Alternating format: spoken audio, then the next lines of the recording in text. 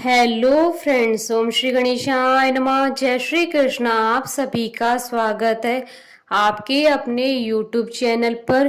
Friends, आज हम आपको इस वीडियो में बताने जा रहे हैं वैशाख मास महात्म्य के 18वें अध्याय के बारे में और स्कंद पुराण के अनुसार वैशाख मास महात्म्य के 11वें अध्याय के बारे में। फ्रेंड्स, वीडियो शुरू करने से पहले आपसे रिक्वेस्ट है, अगर आप हमारे चैनल पर नए हैं और आपने अभी तक चैनल को सब्सक्राइब नहीं किया है तो प्लीज़ सब्सक्राइब कीजिएगा चैनल को, साथ ही प्रेस कीजिएगा बेल आइकन को, जिससे नए वीडियो से रिलेटेड नोटिफिकेशन आपको तुरंत प्राप्त हो सके।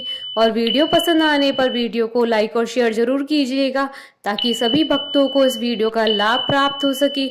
और कमेंट बॉक्स में जय श्री कृष्णा जरूर लिखिएगा।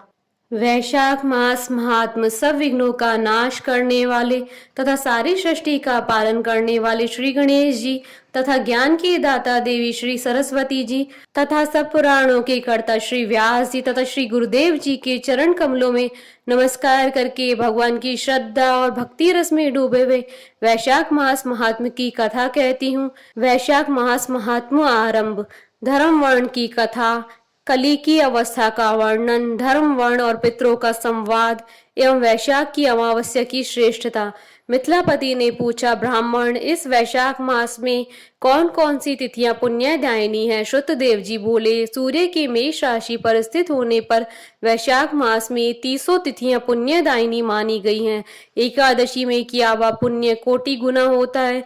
उसमें स्नान, दान, तपस्या, होम, देव पूजा, पुण्य कर्म एवं कथा का श्रवण किया जाए तो वह तत्काल मुक्ति देने वाला है।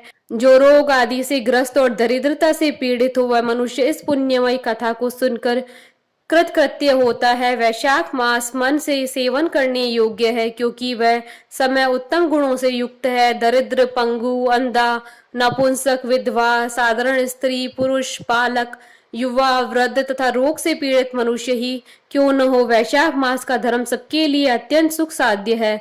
परम पुण्य में वैशाख मास में जब सूर्य मेष राशि में स्थित हो तब पाप नाशनी अमावस्या कोटि गया के समान फल देने वाली होती है। हे राजन, जब पृथ्वी पर राजश्री सावर्णिका का शासन था उस समय 30वें कलयुग के अंत में सभी धर्मों का लोप हो चुका था। उसी समय आनर्त देश में धर्मवर्ण नाम से विख्यात एक ब्राह्मण थे। मुनिवर धर्मवर्ण ने उसी कलयुग में ही किसी समय महात्मा मुनियों के सत्र याग में सम्मिलित होने के लिए पुष्कर क्षेत्र की यात्रा की। वहां कुछ व्रतधारी महर्षियों ने कलयुग की प्रशंसा करते हुए इस प्रकार कहा था, सतयुग में भगवान विष्णु को संतुष्ट करने वाला जो पुण्य 1 वर्ष में साध्य है वहीं त्रेता में 1 मास में और द्वापर में 15 दिनों में साध्य होता है, परंतु कलयुग में भगवान विष्णु का स्मरण कर लेने से ही उसे 10 गुना पुण्य होता है। कली में बहुत थोड़ा पुण्य भी कोटि गुना होता है। जो एक बार भी भगवान का नाम लेकर दया दान करता है और दुर्भिक्ष में अन्न देता है वह निश्चय ही उदर्व लोक में गमन करता है। यह सुनकर देवर्षि नारद हंसते हुए उन्मत्त के समान नृत्य करने लगे। सभासदों ने पूछा, नारद जी ये क्या बात है? तब बुद्धिमान नारद जी ने हंसते हुए उन सबको उत्तर दिया, आप लोगों का कथन सत्य है। इसमें संदेह नहीं है कि कलयुग में स्व अल्प कर्म से भी महान पुण्य का साधन किया जाता है तथा कलेशों का नाश करने वाले भगवान केशव स्मरण मात्र से ही प्रसन्न हो जाते हैं। तथापि मैं आप लोगों से यह कहता हूँ कि कलयुग में ये 2 बातें दुर्घट है, शीर्षेंद्रिय का निग्रह और जीवा को वश में करना। ये दोनों कार्य जो सिद्ध कर ले वही नारायण स्वरूप आता है। कलयुग में आपको यहाँ नहीं ठहरना चाहिए। नारद जी की यह बात सुनकर उत्तम व्रत का पालन करने वाले महर्षि सहसा यज्ञ को समाप्त करके सुखपूर्वक चले गए। धर्मवर्ण ने भी यह बात सुनकर भूलोक को त्याग देने का विचार किया।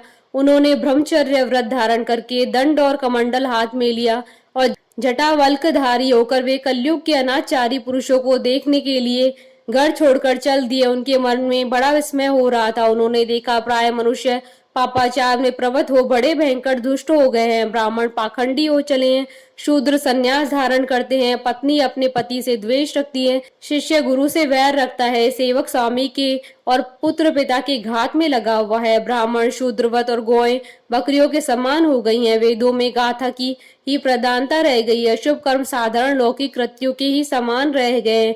इनके प्रति किसी की महत्व बुद्धि नहीं है। भूत प्रेत और पिशाच आदि की उपासना चल पड़ी है। सब लोग मैथुन में आसक्त हैं और उसके लिए प्राण भी खो बैठते हैं। सब लोग झूठी गवाही देते हैं। मन में सदा छल और कपट भरा रहता है। कलयुग में सदा लोगों के मन में कुछ और वाणी में कुछ और तथा क्रिया में कुछ और ही देखा जाता है। सबकी विद्या किसी न किसी स्वार्थ को लेकर ही होती है और केवल राजभवन में उसका उद्धार होता है। संगीत आदि कलात्मक विद्याएं भी राजाओं को प्रिय है। कली में अधम मनुष्य पूजे जाते हैं और श्रेष्ठ पुरुषों की अवहेलना होती है। कली में वेदों के विद्वान ब्राह्मण दरिद्र होते हैं। लोगों में प्राय भगवान की भक्ति नहीं होती।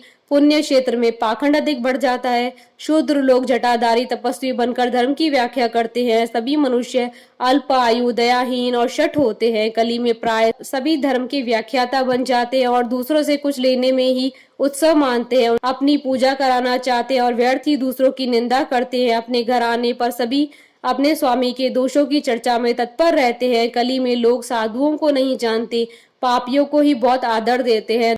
दुराग्रही लोगों इतने दुराग्रही होते हैं कि साधु पुरुषों के एक दोष का भी ढिंडोरा पीटते हैं और पापात्माओं के दोष समूह को भी गुण बतलाते हैं।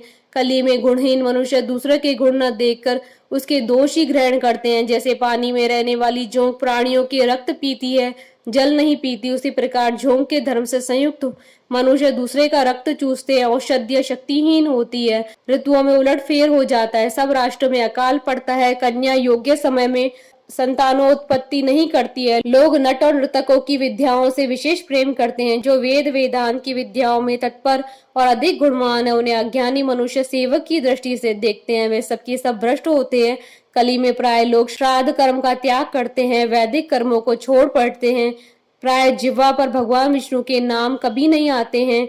लोग श्रृंगार रस में आनंद का अनुभव करते हैं और उसी के गीत गाते हैं। कलयुग के मनुष्यों में न कभी भगवान विष्णु की सेवा देखी जाती है, न ही शास्त्रीय चर्चा होती है, न ही कहीं यज्ञ की दीक्षा है, न विचार का लेश है, न तीर्थ यात्रा और न ही दान धर्म ही होते देखे जाते हैं। ये कितने आश्चर्य की बात है। उन सबको देख कर धर्म वर्ण को बड़ा भय लगा। पाप से कुल की हानि होती देख अत्यंत आश्चर्य से चकित हो वे दूसरे द्वीप पर चले गए। सब द्वीपों और लोकों में विचरते हुए बुद्धिमान धर्मवर्ण किसी समय कौतूहलवश पितृलोक में गए। वहां उन्होंने कर्म से कष्ट पाते हुए पितरों को बड़ी भयंकर दशा में देखा। वे दौड़ते रोते और गिरते पड़ते थे। उन्होंने अपने पितरों को भी नीचे अंधकूप में पड़े हुए देखा। उनको देखकर आश्चर्यचकित हो दयालु धर्मवर्ण ने पूछा, आप लोग कौन है? किस दुस्तर कर्म के प्रभाव से इस अंधकूप में पड़े हैं? पितरों ने कहा, हम श्री वत्स गोत्र वाले हैं। पृथ्वी पर हमारी कोई संतान नहीं रह गई है, अतः हम श्राद्ध और पिंड से वंचित है, इसलिए यहाँ हमें नरक का कष्ट भोगना पड़ता है। संतानहीन दुरात्माओं का अंधकूप में पतन होता है। हमारे वंश में एक ही माँ यशस्वी पुरुष है जो धर्मवर्ण के नाम से विख्यात है, किंतु वह विरक्त होकर अकेला घूमता फिरता है। उसने अपने गृहस्थ धर्म को नहीं स्वीकार किया। वह एक ही तंतु हमारे कुल में अवशिष्ट है। उसकी भी आयु क्षीण हो जाने पर हम लोग घोर अंधकूप में गिर पड़ेंगे, जहाँ से फिर निकलना कठिन होगा। इसलिए तुम पृथ्वी पर जाकर धर्मवर्ण को समझाओ। हम लोग दया के पात्र हैं। हमारे वचनों से उसको यह बताओ कि हमारी वंशारूपा दूर्वा को काल रूपी चूहा प्रतिदिन खा रहा है। क्रमशः सारे वंश का नाश हो गया है।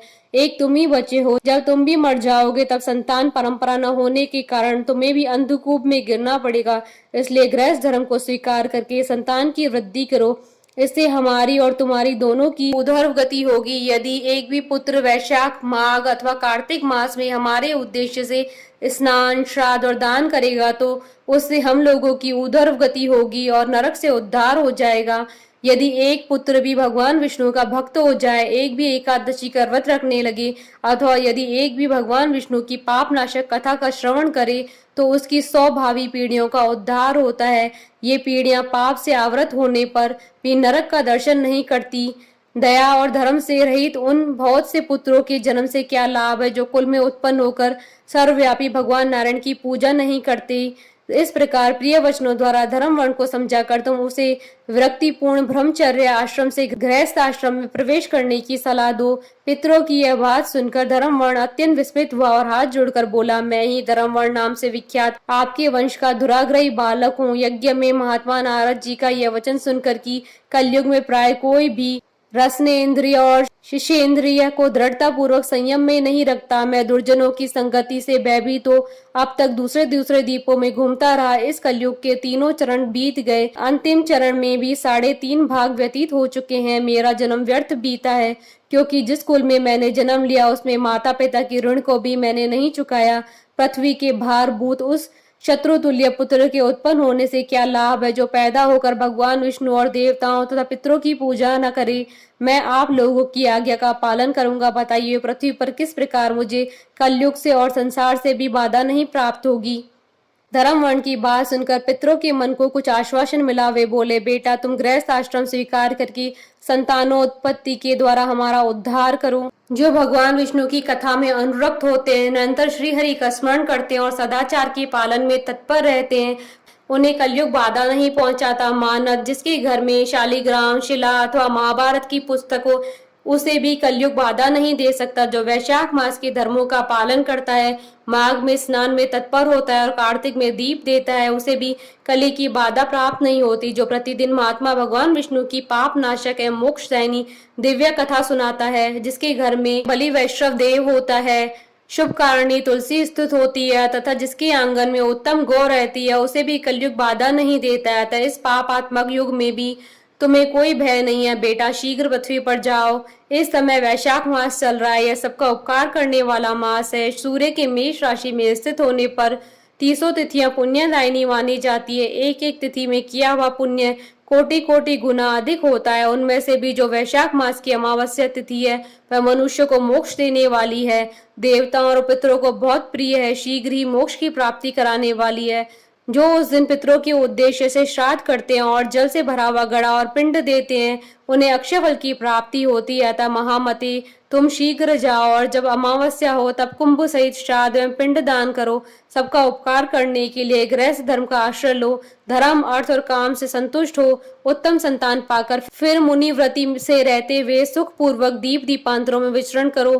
पितरों के इस प्रकार आदेश देने पर धर्मवर्ण मुनि शीघ्रता पूर्ण भूलोक में गए। वहां मेष राशि में सूर्य के स्थित रहते हुए वैशाख मास में प्रातः काल स्नान करके देवताओं ऋषियों तथा पितरों का तर्पण किया। फिर कुंभ दान सहित पाप विनाशक श्राद्ध करके उसके द्वारा पितरों को पुनरावृत्ति रहित मुक्ति प्रदान की। तत्पश्चात उन्होंने स्वयं भी विवाह करके उत्तम संतान को जन्म दिया और लोक में उस पापनाशनी अमावस्या तिथि को प्रसिद्ध किया। तदंतर वे भक्ति पूर्वक भगवान की आराधना करने के लिए हर्ष के साथ गंधमादन पर्वत पर चले गए। इसलिए वैशाख मास की अमावस्या तिथि परम पवित्र मानी गई है। प्रेम से मन से भगवान नाम जाप करते रहो। इति श्री स्कंद पुराण अंतर्गत वैशाख मास महात्म्य का 11वां अध्याय संपन्न हुआ।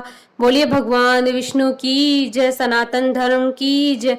हमारे साथ इस वीडियो में अंत तक बने रहने के लिए आपका धन्यवाद। ओम श्री गणेशाय नमः। जय श्री कृष्णा।